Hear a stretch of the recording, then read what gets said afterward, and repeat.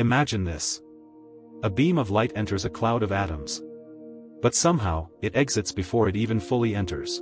Sounds impossible, right? Well, physicists have just confirmed something shocking. Photons can experience negative time. But don't worry. This is not time travel. So what's really going on? Let's break it down. For decades, scientists noticed something strange. When light travels through certain materials, some photons seem to arrive earlier than expected. Almost like they cheated time. At first, many thought this was just a measurement error. But now, scientists have done something clever. Instead of asking the photons, they asked the atoms themselves. And the atoms gave the same weird answer. The photons spent negative time inside them. Let's understand what's actually happening.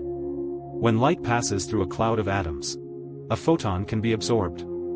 It becomes energy inside an atom called an excited state. Then it is re-emitted. So normally, you'd expect. Photon enters, gets absorbed, stays for some time, leaves. Simple, right? But quantum physics isn't simple. Some photons behave differently.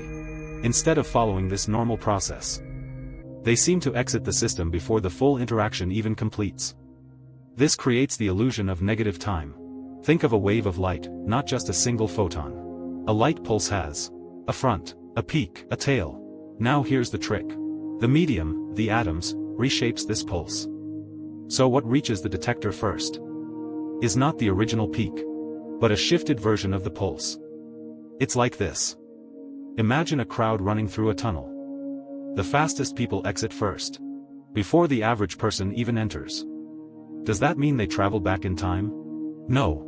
It just means the distribution changed. Now comes the real breakthrough. Earlier experiments had a problem. Maybe we were just seeing a selection effect, only fast photons making it through. So scientists tried something new. Instead of measuring photons, they measured the atom's behavior.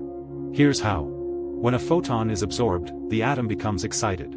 This excitation lasts for a measurable time. They used a second light beam to track this in real time. Basically, they asked atoms, how long did the photon stay with you? And the atom said, a negative amount of time. That's the crazy part. Even from the atom's perspective, the math still gives a negative value. Now let's clear up the biggest misunderstanding. This does not mean time travel is possible. Information moves faster than light. Causality is broken.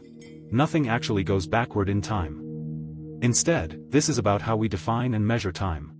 In quantum systems, in quantum mechanics, time is not always a simple start-stop process. It can be influenced by wave interference, probability amplitudes, measurement methods. So, negative time is more like a mathematical result of how the system behaves, not actual reverse time flow. Here's something even more interesting. The theory predicts photons that pass through show negative time. Photons that scatter show extra positive time. When you average everything, total time becomes normal again. So nature still balances itself. No rules are broken. If you enjoyed this, remember, the universe doesn't behave the way we expect. It behaves the way physics allows.